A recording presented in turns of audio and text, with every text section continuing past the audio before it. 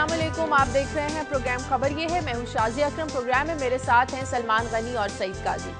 Programme में हम सबसे पहले आज बात कर रहे हैं ऑल पार्टीज कॉन्फ्रेंस की, जिसमें तालिबान से मुज़ाकरात पर तमाम दीनी और सियासी जमातें जिन्होंने इसमें शिरकत की थी इस पर इत्तफाक कर लिया है। 3 निकाती मुतफ़िक़ा एलामिये में कहा गया है कि मुल्क में क़याम अमन के लिए आईन पाकिस्तान के तहत मुज़ाकरात को अव्वलीन तरजीह दी जाएगी। APC में शरीक दीनी और सियासी जमातों के रहनुमाओं ने तालिबान से गैर मशरूत मुज़ाकरात करने और दहशत गर्दी के खिलाफ अमरीकी जंग से अलहदा होने का मुतालबा किया है। क्या तालिबान से गैर मशरूत मुज़ाकरात मुमकिन हो सकते हैं या कुछ शराइत के बाद ही ये मुज़ाकरात किए जाएंगे? कोशिश करेंगे हमारे नुमाइंदे से भी हमारा राब्ता हो, लेकिन इस पर मैं सलमान गनी साहब आपसे कमेंट लेना चाहूंगी कि तालिबान कुछ शराइत के बगैर आपको लगता है कि मुज़ाकरात पर आमादा होंगे? देखें शाज़िया, ये सारा अमल शुरू कहाँ से हुआ कि सबसे पहले ख़ुद तालिबान ने ये पेशकश की थी कि पाकिस्तान के 3 पॉलिटिशियंस का नाम लिया था कि नवाज शरीफ, सैयद मुनव्वर हसन और मौलाना फजलुर रहमान अगर ग्रंटर बने तो वो इस पर मुज़ाकरात करने के लिए तैयार हैं। लंदन में अफ्रीकी कॉन्फ्रेंस हुई, कतर में अमेरिका और तालिबान के दरमियान मुज़ाकरात हुए, और अब पाकिस्तान के अंदर पाकिस्तान की जो कौमी क़यादत है वो तालिबान से मुज़ाकरात की बात कर रही है। इसका मतलब ये भी एक एजेंडे का हिस्सा है, और मैं समझता हूँ कि ये वो एजेंडा है जो पाकिस्तान के मुफाद में है। अच्छा। देखें, बात यह है कि इस दहशत गर्दी की जंग के बराह रास्त शिकार पाकिस्तान हुआ है।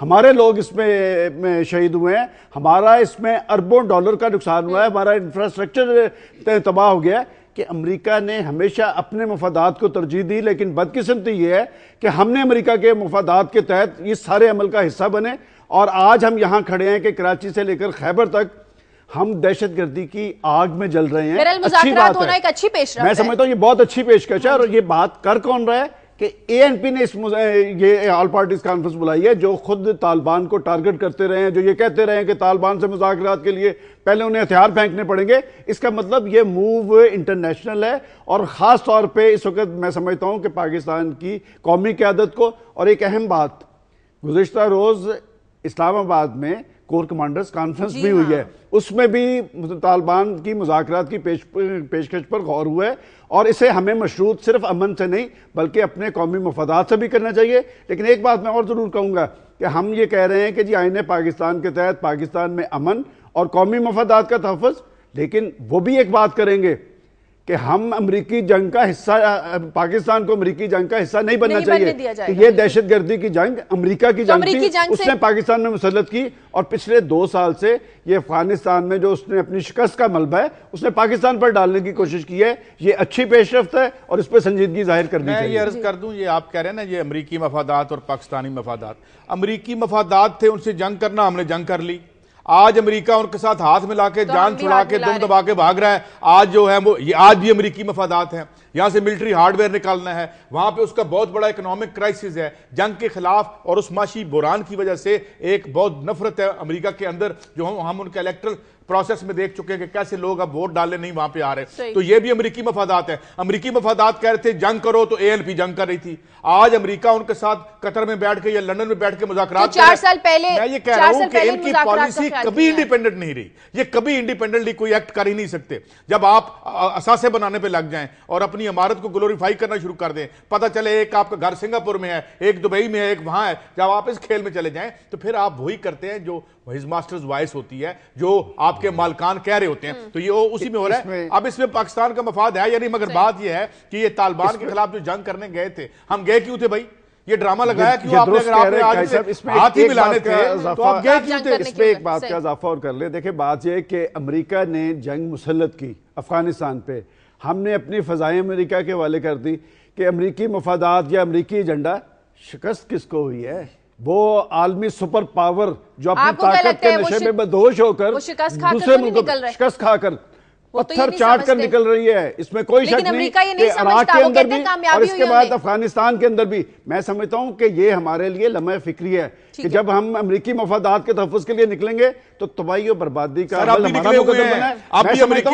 मैं समझता हूं कि इस वक्त जो सूरत हाल बन रही है, इस सारी पेशकश को पाकिस्तान के मफाद में इस्तेमाल करना चाहिए और अपने कौमी मफादात को कौमी मफाद नहीं है। ये अमेरिका के कहने पे मुज़ाकरात कर रहे हैं, कल अमेरिका की पॉलिसी चेंज हो जाए फिर आप बंदूकें उठा के चल पड़े। मुझे यहाँ पर एक ब्रेक लेनी है, ब्रेक के बाद वापस आएंगे तो कुछ मजीद खबरें हैं वो आपके साथ शेयर करेंगे।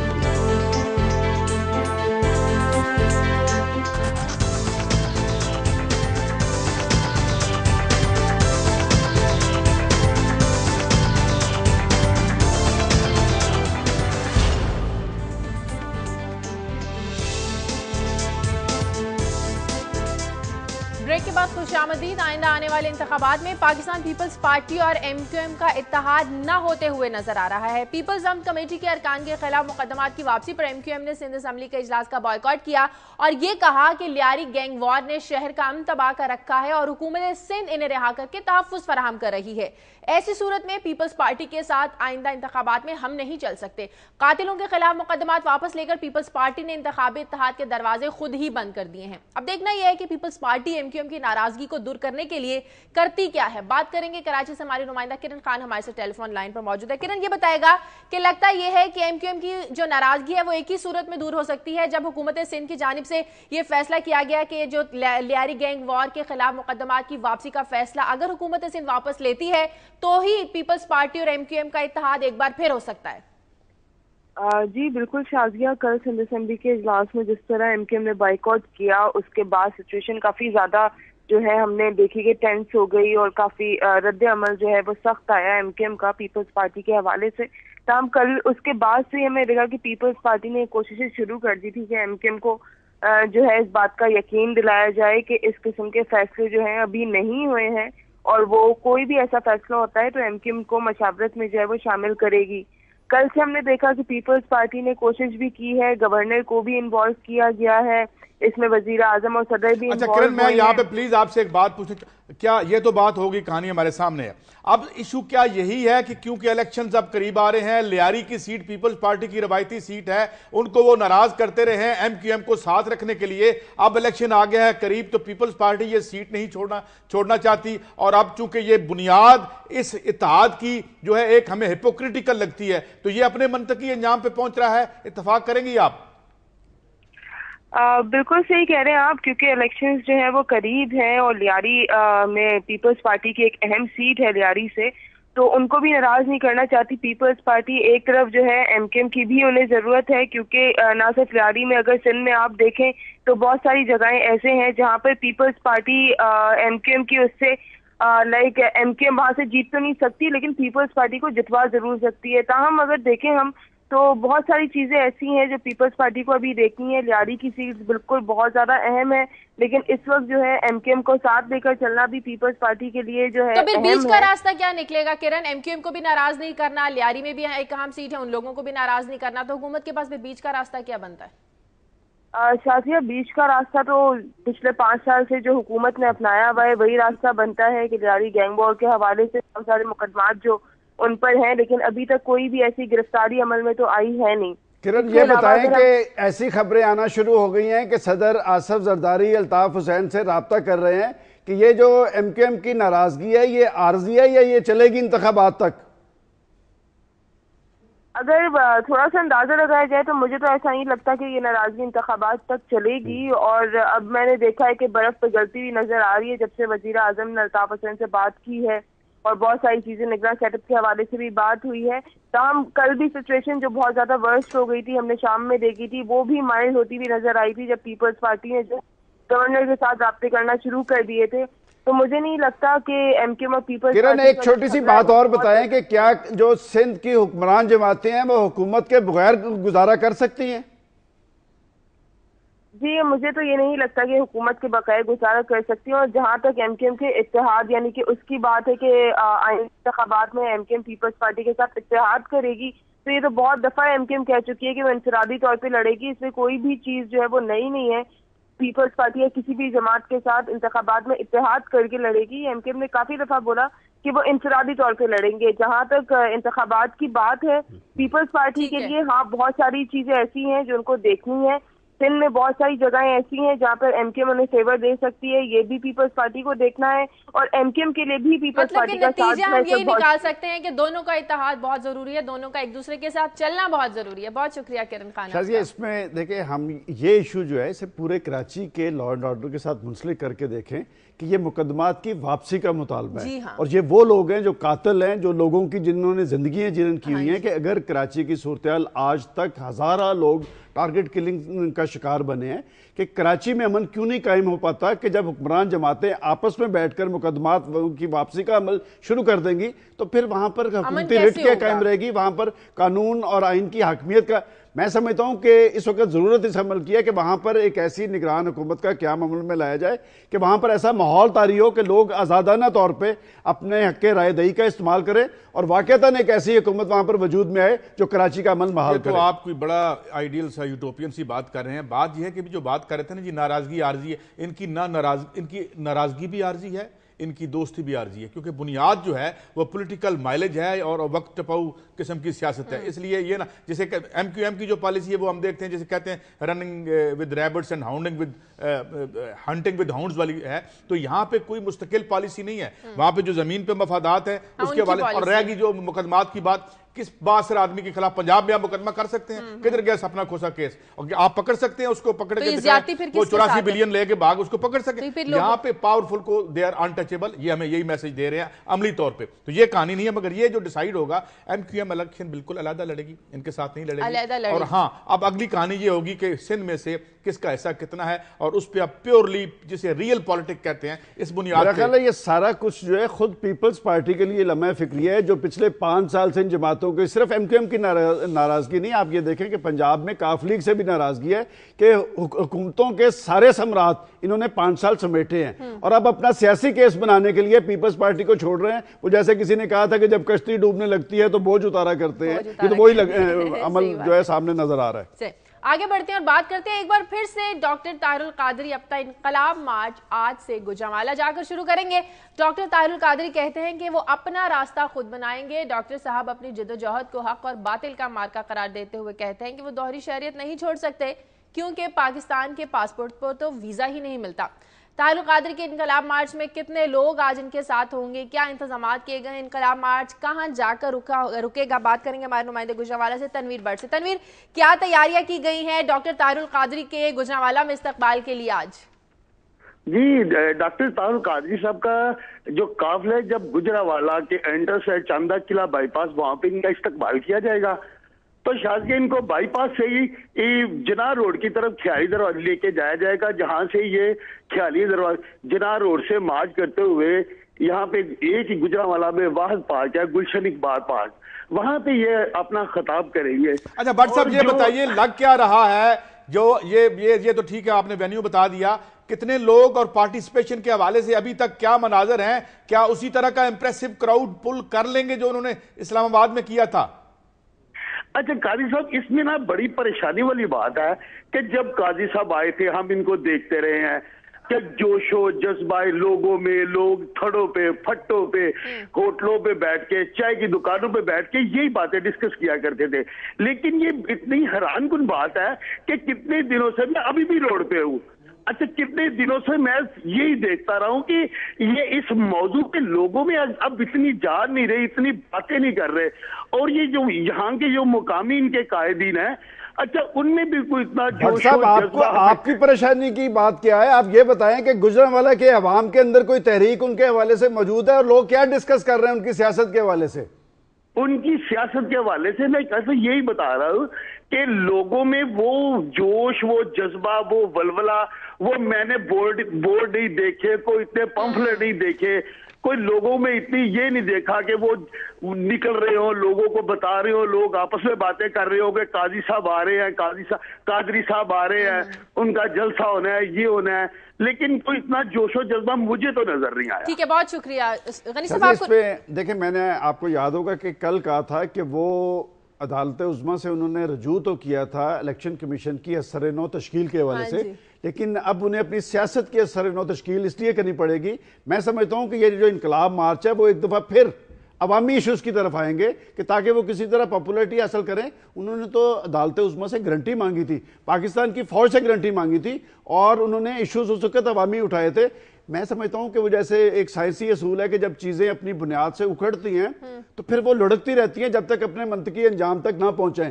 ایک طرف تو انہوں نے عدالت عظمیٰ میں کہا کہ وہ سیاست میں حصہ نہیں لیں گے، دوسری طرف وہ انقلاب مارچ کرنے نکلے ہیں، اس کا مطلب کہ وہ ان کا اپنا کوئی طے شدہ ایجنڈا ہے۔ لوگوں کا ان کی طرف اس طرح سے رجوع نہ کرنا، عدالتی فیصلے آپ سمجھتے ہیں اس کے بعد ان کی ساکھ متاثر ہوئی ہے؟ دیکھیں بات ہے کہ وہ انہوں نے جو گزشتہ روز لاہور میں پریس کانفرنس کی تو وہ ڈھکے چھپے انداز میں پھر عدالت عظمیٰ کو ہی ٹارگٹ کرتے نظر آئے۔ میں سمجھتا ہوں کہ انہیں شاید یہ یاد نہیں رہا کہ وہ پاکستان میں جب آئے تو یہاں پر زمینی حقائق بدل چکے تھے. وہ جب پاکستان سے گئے تھے تو اس وقت کوئی عدالت عظمیٰ کا رول کچھ اور تھا, لیکن آج کے پاکستان کے اندر جو عدالت عظمیٰ کا رول ہے وہ کچھ اور ہے. اور میں نے پہلے بھی اسی پروگرام کی وساطت سے کہا تھا کہ آج کی عدالت عظمیٰ کو کسی حد تک پاکستان کے عوام کے اور پاکستان کے مختلف طبقات کی تائید بھی حاصل ہے, اسی لیے انہوں نے وہی بات کی جو لوگوں کے احساسات اور جذبات کی ترجمانی. میرے خیال میں لیٹ سی, ابھی ان کا یہ رائے ہے, ابھی آج دیکھ لیتے ہیں کہ کتنے لوگ ان کے پاس آتے ہیں. یہ ٹھیک کہہ رہے ہیں کہ وہ جائیں گے عوامی ایشوز پر, اسی لیے کیونکہ عوامی ایشوز پہ جو اس وقت قابض سیاستدان ہیں وہ عوامی ایشوز پہ سیاست کر نہیں سکتے. لیکن وہ سیاست کر کیسے سکتے ہیں؟ دھوری شہری کے باوجود الیکشن میں تو حصہ لے نہیں سکتے وہ. یہ بات نہیں ہے, بات یہ ہے کہ وہ اکیلے نہیں ہیں.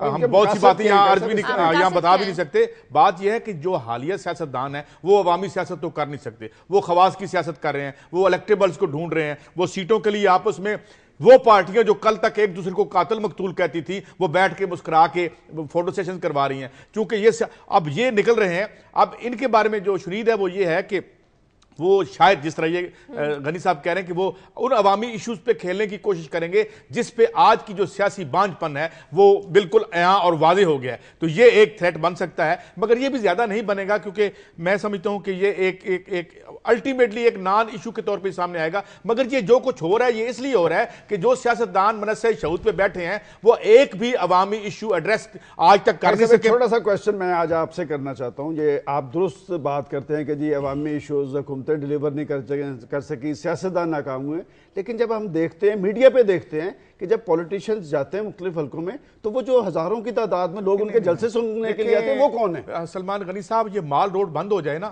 یہ 1 کروڑ کا شہر ہے. میں پہلے بھی عرض کر چکا ہوں کہ اس 30 لاکھ کے شہر میں نے 15 لاکھ بندہ جو ہے بے نظیر کے جلسے میں دیکھا ہے. 1 لاکھ بندہ 50,000 بندہ اکٹھا کر لینا, آپ تھوڑی دیر کے لیے ٹریفک روکتے ہیں نا جب یہاں سے وزیر اعظم گزرتے ہیں, آپ نے 80s کے بعد یہاں کوئی ایسا جلسہ کیا جس میں 1 ملین آدمی ہو؟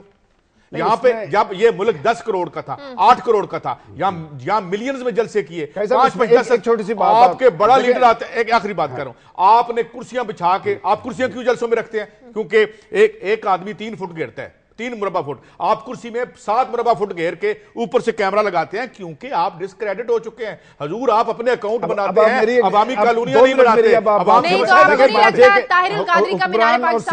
ہمارے سیاستدان اور سیاسی پارٹیز اگر اتنی قابل نفرت ہیں تو بات یہ کہ آنے والے انتخابات میں حوالہ دوں گا 3 ماہ پہلے کے ضمنی انتخابات کی, کہ عام انتخابات سے زیادہ ووٹ پاکستان, اس کا مطلب ہم عوام کو بھی کریڈٹ نہیں, عوام کو نہیں کریڈٹ کرتے. آپ 35 سے 40% ووٹ لے رہے ہیں. 35 سے 40% ووٹ بھی بہت بڑے ووٹ ہیں.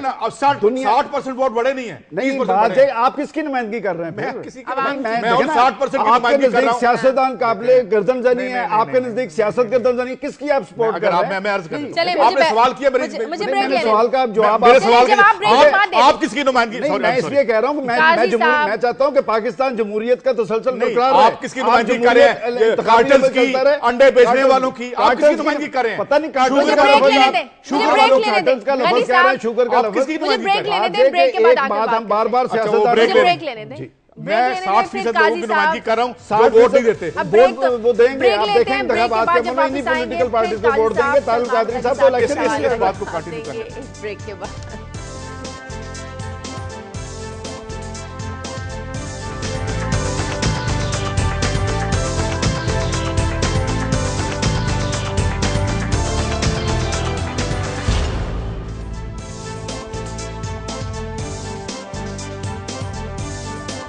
بریک کے بعد خوش آمدید. عارف والا سے ایک کالر ہیں شبیر. ہیلو. جی وعلیکم السلام. جی میں کیا حال ہے؟ یہ دوسرا بھائی جان, دوسرے دونوں کو السلام علیکم. جی وعلیکم السلام. بات یہ ہے کہ دیکھیں یہ پیپل پارٹی جو 5 سال اپنے پورے کرتے جا رہی ہے, یہ کس حساب سے ہمارے آگے آئے گی کہ کیا کیا انہوں نے؟ روٹی کپڑا مکان انہوں نے دیا, وہ ہمارے اوپر سے کھینچ لیا. بلکہ آپ کو چاہیے یہاں پہ ایک وزیر کو بٹھائیں جو پیپل پارٹی کا, ہم سے پوچھیں کہ صاحب لے کے یہ کیا آپ لوگوں نے؟ مجھے بتائیں کہ جو اس وقت کرپشن عروج پر ہے, جو مہنگائی عروج پر ہے, اس کا کون ذمہ دار ہے؟ آپ وفاقی وزیر جو قمر زمان قاہرہ اس کو بلائیں, دوسرا بلائیں, ہم اس سے بات کریں کہ کیا ہے ایم کیو ایم جو جب اس کو ہڈی مل جاتی ہے وہ جناب آ جاتی ہے, ٹھیک ہے, جب انہوں کو ہڈی منہ سے کھینچ لیتی ہے پیپل پارٹی وہ واپس. شبیر صاحب بات ہے کہ یہ موقع آپ کو مل رہا ہے نا عام انتخابات میں, آپ اپنے ووٹ کی طاقت کو بروئے کار لائیں تبدیلی کے لیے. اچھا میں شازیہ بات کرنا چاہتا ہوں, یہ بھی بات کر رہے تھے کہ ہم کس کو ریپریزنٹ کرتے ہیں. बात ये है कि जाहिर है हम तो पॉलिटिकल वर्कर भी रहे हैं, आप साफ़ी हैं, इनको हम GHQ को रिप्रेजेंट नहीं करते, GHQ को वो रिप्रेजेंट करें जो जिनकी पार्टियां वहाँ से उठ के इधर आई हैं और आज सियासत का चोगा पहन लिया उन्होंने। हम रिप्रेजेंट करते हैं उन लोगों के जिनके छोटे मकान और बोसीदा मकान छोटे हो रहे हैं और इनके फार्म हाउस बढ़ते चले जा रहे हैं। हम उनको रिप्रेजेंट करते हैं जिनकी रियल इनकम गिर रही है, जिनके बच्चे से ट्रीटेबल डिजीज से मर रहे हैं। एक आधा मुल्क जो है उसके बच्चे जो जवान होंगे, हम उनको रिप्रेजेंट करते हैं। मुझे एक बताएं, किसी सियासतदान का बच्चा गुर्बत से मरता है या वो हम किसको रिप्रेजेंट करें? और हमें जमहूरियत का चूरन ना खिलाएं। ये आप जमहूरियत नहीं, आपने दौलत के ढेर लगा लिए यहाँ पे। ये लोगों के पास बहुत अच्छा मौका है। और आखिरी बात, 65% लोग अगर आपको वोट नहीं देते तो आप अपने बारे में सोचें कि एक मिडिल क्लास के एक सेक्शन और छोटा सा लोअर मिडिल क्लास के एक सेक्शन आपके इस पॉलिटिकल प्रोसेस में है, बाकी सबको आपने उठा के बाहर फेंक दिए। और ये जो टीवी की आप बात करते हैं ना, ये जो प्राइवेट टीवी है, ये तो 29% लोगों तक जाते हैं। 70-80% लोगों से ना आप मुकालमा कर रहे हैं, ना आप बात करें, उनको अबंडन कर चुके हैं और खुद आप मिलने लगा रहे हैं। आखिरी बात, मिलने लगा रहे हैं यहाँ पे आप अपने सारी जो कैप्टिव मार्केट पे कब्जा करके दौलत बना रहे हैं और आवाम को। सबसे आसान काम पाकिस्तान के अंदर एक है, एक जर्नलिस्ट की हैसियत से मैं ये कह रहा हूं कि वो पाकिस्तान के सियासतदानों को और पाकिस्तान की सियासी जमातों को टारगेट करने का है। इस मुल्क को लूटने में क्या जनरलों का, क्या ब्यूरोक्रेट्स का, उनसे हिसाब नहीं मांगा। देखिए मैं ये बात यही करना चाह रहा हूं कि बात ये कि इस वक्त गेंद जो है पाकिस्तान, बात सुन लेना, देखिए मैंने आपकी बात सुनी, अब आप बात सुन नहीं रहे कि पाकिस्तान ये जमहूरियत के चूरन के नतीजे में पाकिस्तान, बात ये एक तसलसल था, जमहूरियत के जरिए पाकिस्तान बना है। और इस वक्त हम जिस दुराहे पे खड़े हैं कि आज अगर जमहूरियत मौसर अंदाज में कुछ करेगी तो पाकिस्तान का वफाक और पाकिस्तान की जो सलामती है उसे हम यकीनी। देखिए ये गेंद अब आवाम की कोर्ट में है। लोगों को चाहिए कि जिन लोगों, जैसे भी आरफ वाले से कॉलर बात कर रहे थे कि जी पीपल्स पार्टी के वजीर को यहां पर बैठाया जाए, बात यह कि अवाम भी अपनी जिम्मेदारी का एहसास करें, एक अच्छी क़यादत को सामने लाएं। दुनिया के अंदर आप दीगर ममालिक की तरक्की देखें, मगरब की तरक्की देखें, इसी सिस्टम के तहत तरक्की होती है, इस्तेकाम आता है, लोगों की जिंदगी में इत्मीनान आता है। देखिए हुकूमतें नाकाम हुई हैं, सियासतदान नाकाम हुए, लेकिन डेमोक्रेसी नाकाम नहीं हुई। मुझे एक और कॉल सलमान गनी साहब से कहें कि अच्छी क़यादत की एक लिस्ट फराहम कर दे लोगों को, अच्छी क़यादत जो इलेक्शन में खड़ी हो सके, जिसके पास इतने नोट हो, इतना माल हो, पाकिस्तान के अवाम बाशऊर इलेक्शन लड़ सके। पाकिस्तान के अवाम बाशऊर है, इंशाल्लाह अच्छी क़यादत भी आएगी, अवाम बाशऊर है। कॉलर है रावलपिंडी से यासीन। हेलो जी, अस्सलाम वालेकुम। जी वालेकुम सलाम। शाजिया, आपका प्रोग्राम बहुत अच्छा है माशाल्लाह, अल्लाह करे ये तरक्की करता रहे। और सलमान गनी साहब और सईद काजी साहब कभी इनको असल में गैर जानबदार होना चाहिए, अवाम की बात ही करनी चाहिए हमेशा। इनमें मैं देखता हूँ कि जो काजी साहब हैं, सईद काजी साहब, इनका झुकाव मेरे ख्याल में ज्यादा पीपल पार्टी की तरफ ही होता है, और जो सलमान गनी साहब हैं वो नून की तरफ थोड़ा थोड़ा होता है। लेकिन मसलन कहने का मतलब ये है कि इनको बिल्कुल गैर जानबदार होना चाहिए। आप जिस तरह काजी साहब कितनी दफा मैं सुन चुका हूँ कि ये कहते हैं जी वो आर्मी के साथ खड़े थे, आर्मी के साथ खड़े थे, तो भुट्टो साहब खुद भी तो आर्मी के साथ ही खड़े थे। ठीक है, बहुत शुक्रिया जी, जवाब दीजिए आप। मैं एक तो अर्ज कर दूं कि मैंने आर्मी के साथ जो खड़े थे इसमें एक जुल्फकार अली भुट्टो भी जब अयूब खान की कैबिनेट में आए थे, फर्क छोटा सा है देखने में मगर करने में बहुत बड़ा है। अयूब खान जब अपनी पावर के अरूज पे तो जुल्फकार अली भुट्टो उनसे लड़े थे और उनकी हुकूमत को हटाया था। ये उस वक्त ज़ियाउल हक से डिस्टेंस करके माफिया मांग रहे हैं जब ज़ियाउल हक साहब अल्लाह को प्यारे हो चुके हैं। सो दिस इज वेरी, मेरा ख्याल इसमें जो बात उन्होंने कही है ना काजी साहब को पीपल्स पार्टी के, ना आज है कि ये हम तो ये कहते हैं कि पाकिस्तान के अंदर अच्छी जमहूरियत आनी चाहिए और उसमें बुनियादी रोल जो है पाकिस्तान के अवाम को अदा करना चाहिए। आगे बढ़ते हैं और बात करते हैं रावलपिंडी की, जहां पर पुलिस ने मुबैना दहशतगर्दी के इल्जाम में 2 भाइयों को घर से निकालकर कत्ल कर दिया। इलाके के लोग ये कहते हैं कि दोनों भाई इंतहाई शरीफ थे। हम बात करेंगे कि पुलिस का रवैया आखिर कैसा है कि अगर कोई दहशतगर्द है भी तो बगैर किसी पर मुकदमा चलाए कैसे किसी को घर से निकालकर कत्ल किया जा सकता है? क्या पुलिस अब खुद ही सड़कों पर फैसले करेगी, खुद ही सड़कों पर अदालतें लगाकर इस तरह से सजाएं देगी? बात करेंगे हमारे नुमाइंदे मोहसिनुल मुल्क से। मोहसिनुल मुल्क, इलाके के लोग कहते हैं कि ये दोनों भाई इंतहाई शरीफ थे, पुलिस अगर उनको दहशतगर्द समझती भी थी उन्हें गिरफ्तार करके पहले उन पर मुकदमा क्यों नहीं चलाया गया? शादिया, ये तो आप मुकदमे की बात करते हैं, यहाँ तो कहानी कुछ और ही तरीके से बयान की जा रही है हमें। जब हमने मुतलका थाना यहाँ पर न्यू टाउन है उनके SHO से बात की इस बारे में, तो वो कह रहे थे कि तमाम तर वाक़ये से वो लाइल्म थे, उनके पास कोई भी इस तरह का कि कानूनी तौर पे कोई भी रिकॉर्ड नहीं है जिसके बायस ये कह सकें कि वहाँ पे वो सर्च ऑपरेशन के लिए गए। मतलब है कि कोई वारंट नहीं था, वारंट के बगैर ये कार्रवाई हुई है। और कार्रवाई में जो कि सिविल कपड़ों में पुलिस एहलकार थे उन्होंने की है। बताया ये जाता है कि ये 2 भाई थे जो कि जमशेद और गुलाम हुसैन था इनका नाम, और ये दहशत गर्दी का इन पे इल्जाम लगाया गया शादिया, और ये भी बताया जाता है कि ये अच्छा ये बताइएगा, ये भी कहा गया कि फायरिंग के तबादले में एक ASI भी जाम हुआ, दूसरी जानिब से फायरिंग कौन कर रहा था? शादिया जब हम मोहल्ला, हमारी जो CCPO रावलपिंडी भी मौका पे मौजूद थे, आला अफसरान भी यहाँ पर आए हुए थे, लेकिन उन्होंने मीडिया से इज्तनाब किया, कोई भी बात नहीं की। लेकिन हमने अहले इलाका और जो वहाँ पे विटनेस थे उनसे बात की, तो उनका यही कहना था कि ये गोलियां जो थी ये सिर्फ और सिर्फ पुलिस की ही थी, और उन्हीं से ही उनके अपने जो के एहलकार थे वो भी शहीद और एक जख्मी भी हुए। लेकिन दूसरी तरफ कहानी ये भी है, जब हम हॉस्पिटल गए तो ASI जो के नईम हसन थे उनके बिल्कुल सीने पे ये गोली लगी हुई थी। अगर पुलिस की जानिब से होता तो ये कहना कह सकते थे कि बैक पे लग सकती है, लेकिन उनके सीने पे, इसका मतलब वहाँ पे क्रॉस फायरिंग का मामला भी हुआ है। और ये भी कहा जाता है कि जो जाम भाग हुआ वहाँ पे दो भाइयों में, लेकिन पुलिस इन दो भाइयों को दहशतगर्दी समझ रही है। ठीक है, बहुत शुक्रिया मोहसिन। आप देखिए वाकया इसको देखें, लॉ एनफोर्समेंट देखे क्या हुआ। अभी तो एम्बिग्विटी है, डिटेल्स इमर्ज कर रही हैं, मगर जो भी है इस मुल्क में यही होता है कि हमें कुछ बात का पता नहीं चलता और बातें फिर जो है उस पर धूल खाक पड़ जाती है। देखिए ये पुलिस गर्दी की बदतरीन मिसाल है, और ये वाकयात शाजिया जिस तरह के पिंडी में हुआ है, आपको याद होगा कि एक वाकया सियालकोट में भी हुआ है, गुजरांवाला में भी हुआ है। बात ये, जब तक आप गवर्नेंस को यकीनी नहीं बनाएंगे और पुलिस को भी, पुलिस के अंदर भी कोई साबित सिस्टम नहीं होगा, उस वक्त तक इस तरह के वाकयात होते रहेंगे। और जिस तरह का वाकया आप बता रहे हैं, मेरा ख्याल में जो जैसे कि होता है, हुकूमतें तो नोटिस नहीं लेती, पाकिस्तान की अदालतें नोटिस ले लेती है, अदालत को नोटिस लेना चाहिए, गलत किया तो उसका नोटिस लेंगी। फिलहाल प्रोग्राम में वक्त है एक ब्रेक का, ब्रेक के बाद वापस आते हैं।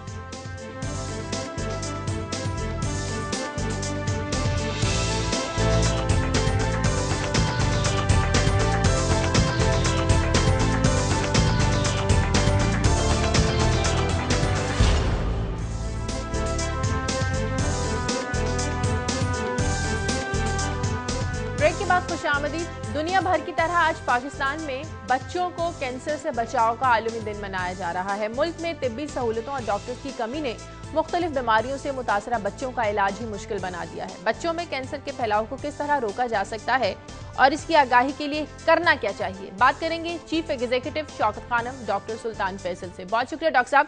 सबसे पहले तो ये बताइएगा कि हमारे यहाँ किस किस्म की फैसिलिटीज का फुकदान है जिसके ना होने से बच्चों में जो कैंसर का इलाज है वो मुमकिन हो नहीं पाता? बच्चों में कैंसर का इलाज, बल्कि सब लोगों में कैंसर का इलाज आसान इसलिए नहीं क्योंकि इसमें बहुत सारे मुख्तलिफ स्पेशलिस्ट की जरूरत पड़ती है।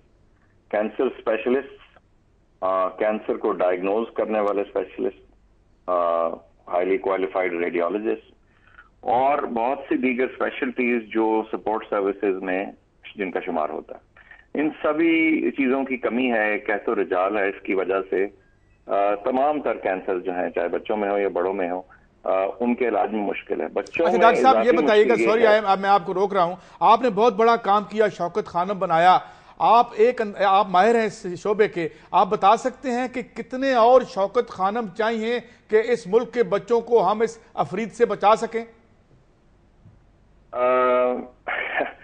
काफी सारे और जी, मेरे ख्याल से कम 10 और। उसकी वजह यह है कि बच्चे जो हैं ये एज अ परसेंटेज तो इनका कैंसर ज़ाहिर है बड़ों की निस्बत कम होते हैं इनमें, मगर जब इनको कैंसर हो तो जो इनको केयर दरकार है, जो इनको मेडिकल ट्रीटमेंट दरकार है, वो ज़्यादा इंटेंस होती है।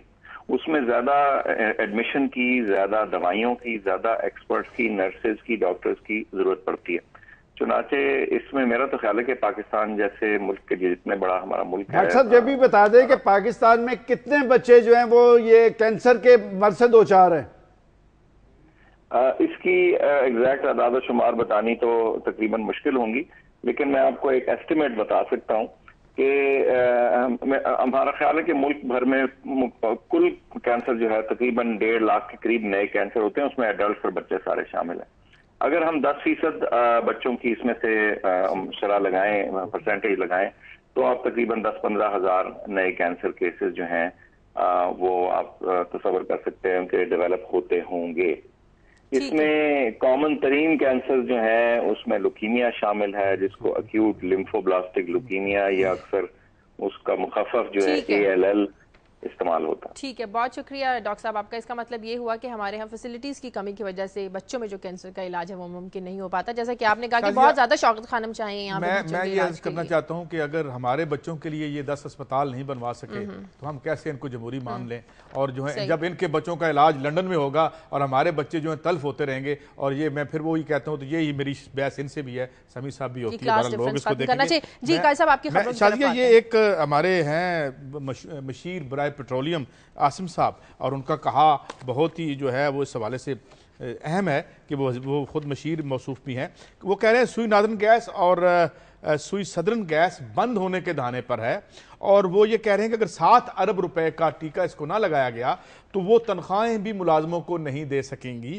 اور پھر اس کے بعد انہوں نے 7 ارب روپیہ فوری طور پہ اگر نہ دیا گیا، اور ساتھ وہ کہہ رہے ہیں جناب کہ یہ جو MNAs کی اسکیم ہے گیس دینے کی وہ بھی نہیں ہو سکتی. اور ساتھ یہ بھی انہوں نے ایڈ کیا ہے کہ جو چیئرمین ہے یا اوگرا کے سربراہ ہیں سعید سم تھنگ، وہ بھی اس کی وجہ ہے. بات میں یہ کرنا چاہتا ہوں کیونکہ وقت کم ہے کہ یہ 84 ارب روپیہ لے کے یہ بھاگ گئے. جنرل شاہد عزیز بتا رہے ہیں 84 ارب روپیہ. پرویز مشرف صاحب وہ جو وہاں بیٹھ کے ہمیں سرمن دیتے ہیں اور ہمیں جو ہے وہ سیدھا راستہ دکھا رہے ہوتے ہیں، ان کے اپنے جرنیل، ان کے اپنے عزیز رشتہ دار یہ کہہ رہے ہیں کہ 84 ارب روپے کی چوری پہ انہوں نے نشاندہی کی اور جنرل صاحب نے حش اپ کر دیا. تو جب آپ یہ کریں گے تو ان اداروں کا یہی اشر ہوگا نا کہ آپ وہ آمریت. اب مجھے ایک بات بتائیں کہ پرویز مشرف کے دور میں بھی یہاں پہ اوگرا میں دیہڑی لگ رہی ہے 84 بلین کی، اور یہ میں نہیں کہہ رہا، اس وقت کے نیب کے سربراہ فرما رہے ہیں. آج کی نیب یہ کہہ رہی ہے کہ 84 ارب روپیہ لے کے جناب موصوف دبئی کی ایک جیل میں تشریف فرما ہے. یہاں وہ ایک سینیٹر کے عزیز ہیں، پیپلز پارٹی جو بھی کہانی ہے وہ سب جانتے ہیں لوگ. تو پھر مجھے یہ بتائیں کہ میں کیسے، وہ آمرانہ کرپشن تھی، یہ جمہوری کرپشن ہے، اس لیے میں اس کو مان لوں، اس کو معاف کر دوں. لہٰذا میں یہ کہتا ہوں دھوکہ دہی عوام سے بند کر دیں. جمہوریت کا مطلب ہے کہ اس کرپشن کو آپ ختم کر کے عوام کے مفاد میں فیصلے کریں، اور یہ دھوکہ دہی عوام کے ساتھ مت کریں کہ اس کرپشن کو آپ قبول کر لیں کیونکہ یہ جمہوری ہے. تو میں اس لیے نہیں، کرپشن جمہوری دور میں آمرانہ دور میں کسی صورت آج کے اخبارات کی ایک اہم سٹوری کہ جی نواز شریف صاحب سندھ کے دورے پہ ہیں. انہوں نے گزشتہ روز بھی نوڈیرو میں خطاب کیا اور کل ان کی پیر پگاڑا سے ملاقات ہونے جا رہی ہے کہ ان کے دورے کے مقاصد کیا ہیں اور کیا انہیں وہاں پر انتخابی اور سیاسی فائدہ مل سکے گا. میری اس میں رائے یہ ہے کہ دیکھیں کہ تگودو اور جدوجہد وہاں پر کی جاتی ہے جہاں سے کوئی زیادہ انہیں فائدہ ملنے کی توقع ہو. میں تو یہ ایکسپیکٹ کر رہا تھا کہ پیپلز پارٹی کی قیادت بھی لاہور میں آئی تھی تو پنجاب کے اندر بھی اپنے انتخابی جلسے یا اپنی انتخابی مہم کا وہ آغاز کرتے کہ سندھ کی سیاست میں کچھ اپ سیٹ ہونے جا رہا ہے. کہ میں دیکھ رہا ہوں کہ نواز شریف صاحب ہفتے میں 2-3 دفعہ وہ سندھ کا دورہ کرتے ہیں. پاکستان کی تمام پولیٹیکل پارٹیز کو چاہیے کہ وہ جائیں اپنی کارکردگی رپورٹ لے کے لوگوں کے پاس جائیں اور بتائیں کہ لوگوں نے جو انہیں مینڈیٹ دیا تھا، مینڈیٹ کیا تھا، لوگوں کی حالت زار میں بہتری کا تھا، دہشت گردی میں سدباب کا تھا، گورننس کے قیام کا تھا، یہ توانائی کے بحران کے خاتمے کا تھا. یہ ساری چیزیں میں سمجھتا ہوں کہ اب لوگوں کو چاہیے کہ جو پولیٹیکل لیڈرشپ ان کے پاس ووٹ لینے کے لیے آ رہی ہے وہ ان سے ضرور پوچھیں کہ ہم نے آپ کو مینڈیٹ یہ دیا تھا. لگتا ہے مسلم لیگ نواز وہاں پیپلز پارٹی کو ٹف ٹائم دے سکتی ہے. اس لیے میں نے جو بات کہی ہے آپ نے شاید سنی نہیں کہ وہ اگر جا رہے ہیں ہفتے میں 2-3 دفعہ سندھ کا دورہ کر رہے ہیں. گزشتہ روز نوڈیرو میں انہوں نے خطاب کیا، ایک بڑا جلسہ عام تھا کہ اس کا مطلب وہاں پر کوئی بڑا اپسیٹ ہونے جا رہا ہے. اور کل ان کی ملاقات پیر پگاڑا سے بھی ہو رہی ہے. دوسری، کل لاہور کے اندر ایک اہم پولیٹیکل ڈیولپمنٹ جو حکمران اتحاد پیپلز پارٹی اور مسلم لیگ کاف کے درمیان سیٹ ایڈجسٹمنٹ کا سلسلہ جاری ہے، اس کی گزشتہ روز بھی میٹنگ ہوئی. ایک اختلاف ہوا انتخابی نشان پر. پیپلز پارٹی چاہتی ہے کہ وہ تیر کے نشان پر، کاف لیگ بھی ان کے ساتھ تیر کے نشان پر انتخاب لڑے، لیکن ان کی ریزرویشن ہے. قومی اسمبلی کے حوالے سے ان کی کچھ سیٹ ایڈجسٹمنٹ ہو چکی ہیں، صوبائی اسمبلی. اور سب سے اہم نقطہ یہ ہے کہ وہ جو فارورڈ بلاک بنا تھا پنجاب میں، اب ان کی نشستوں پر کس پارٹی کے لوگ انتخاب لڑیں گے، یہ ایک اختلافی بات ہے. حالانکہ یہ وہ لوگ ہیں جو کاف لیگ سے آئے تھے. میرا خیال اس میں زیادہ حق جو ہے کاف لیگ کا بنتا ہے، وہ اس پہ کمپرومائز نہیں کریں گے. اور تیسری اور آخری خبر، میٹرو بس جو لاہور میں چلی ہے، وہ جو مفت سہولت دی تھی پنجاب کے چیف منسٹر نے کہ 1 ماہ تک یہ مفت چلے گی، میرا خیال اب انہوں نے نظر ثانی کر لیا چونکہ اس میں رش اتنا ہے کہ لوگ اسے انجوائے کر رہے ہیں. پوری فیملی اس بس میں بیٹھتی ہے. وہ جہاں شہدارہ پہنچتے ہیں تو وہ اترتے نہیں ہیں. لہٰذا اب یہ اتوار والے دن سے واپس آ جاتے ہیں. جی بالکل وہی لوگ بیٹھتے ہیں. اتنا رش پڑ گیا. یہ اتوار سے اب یہ سلسلہ ختم کیا جا رہا ہے اور 20 روپے اس کا کرایہ ہے. میرا خیال کرایہ اب بھی زیادہ ہے، تو چیف منسٹر صاحب کو چاہیے کہ یہ اس کرائے میں کچھ ضرور کمی آنی چاہیے، چونکہ انہوں نے تمام مطلب جہاں سے چلتی ہے اور جہاں تک ختم ہوتی ہے کسی بھی سٹاپ پہ اترنے اور چڑھنے کا کرایہ انہوں نے 20 روپے رکھا ہے۔ ایک خبر ہے ہمارے پاس، اندرون لاہور میں لوہاری گیٹ میں سیوریج پائپ لائن پھٹنے سے درجن سے زائد گھروں میں دراڑیں پڑ گئی ہیں، لوگوں نے گلیوں میں رات گزاری۔ اندرون لاہور میں خستہ حال گھروں کے رہائشی سرکاری امداد کے منتظر ہیں، ان کی کب سنی جائے گی؟ بات کریں گے ہمارے نمائندے عمر یعقوب سے۔ عمر، ان کی مرمت کا، سیوریج لائن جو پھٹی ان کی مرمت کا کوئی کام کیا گیا؟ جی شازیہ، رات بھر تو وہ لوگ انتظار کرتے رہے تھے کہ انتظامیہ کا کوئی اہلکار آئے گا، ان سے بات کرے گا، ان کی ڈاکٹرسی کرے گا، لیکن انہوں نے گلیوں میں رات گزار دی ہے، اور نہ صرف خواتین بلکہ بچے بھی ان کے ساتھ گلیوں میں موجود تھے۔ درجن سے زائد گھروں کے اندر یہ سیوریج کی پائپ لائن پھٹ گئی اور دراریں پڑ گئی ہیں، اور وہ اس خوف سے کہ یہ کسی بھی وقت گر سکتے ہیں وہ گھروں کے اندر دوبارہ نہیں جا رہے تھے، ان کے سامان بھی اندر موجود تھے۔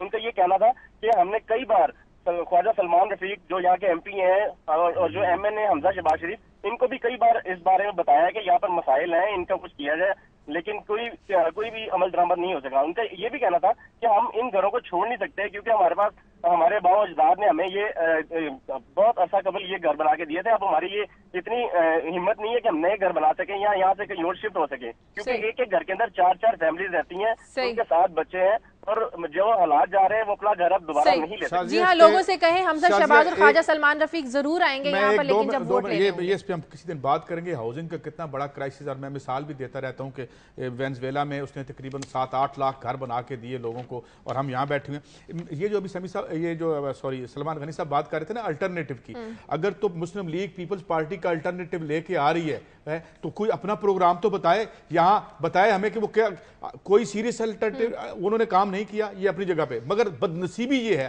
کہ کوئی مین سٹریم پارٹی ایسی نہیں ہے جو کوئی ایسا منشور لے کے آئے کہ لوگ امید لگا کے بیٹھیں کہ یہ جائیں گے تو یہ آ کے ہمارے لیے کیا کر دیں گے۔ 2 بار یہ بھی کر چکے ہیں، اور دکھ اور مصیبت یہی ہے کہ لوگ بھٹک رہے ہیں کسی ایک لیڈرشپ کی تلاش میں جو ان کی بات کرے، جو ان کا منشور لے کے آئے، کیونکہ یہ بھی ایلیٹسٹ پارٹی ہے۔ پیپلز پارٹی مزدور کی پارٹی تھی، وہ بھی الٹیمیٹلی ایلیٹسٹ پارٹی بن گئی، الیکٹیبلز کو ڈھونڈ رہی ہے اور سمجھتی ہے کہ دولت کے ذریعے ہی سیاست پہ قابض رہ سکتے ہیں، یہ تو پہلے سے ہی یہ سمجھتے ہیں۔ تو میرے خیال میں لوگ ڈھونڈ لیں گے اپنا کچھ نہ کچھ رستہ، تاریخ بڑی دیر بانج نہیں رہتی۔ اچھی بات انہوں نے کی ہے کہ کسے رہنما کرے کوئی، کہ میں تو ہمیشہ یہ کہتا ہوں کہ پاکستان کا اصل بحران لیڈرشپ کا بحران ہے، کہ کوئی لیڈر تو ایسا ہونا چاہیے جس کا دل واقعتاً پاکستان کے لیے دھڑکتا ہو، غریب عوام کے لیے دھڑکتا ہو۔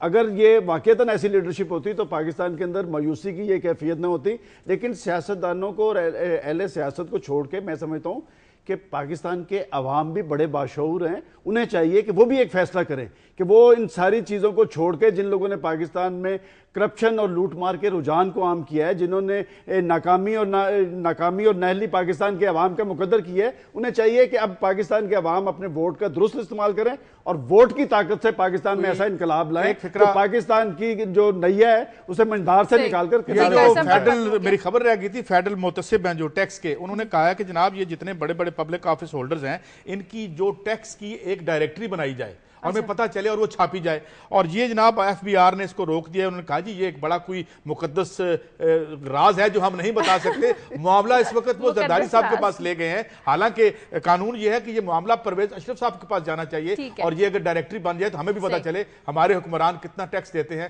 کماتے کتنا ہے، وہ تو ان کی گاڑیوں اور گھر سے وزیر اعظم کے پاس گئے ہیں۔ صحیح، ٹھیک ہے، پروگرام کا وقت ختم ہو گیا ہے۔ پروگرام کے لیے آپ ہمیں فیڈ بیک دیجیے۔ خبر@دنیا TV.tv پر اجازت دیجیے، اللہ حافظ۔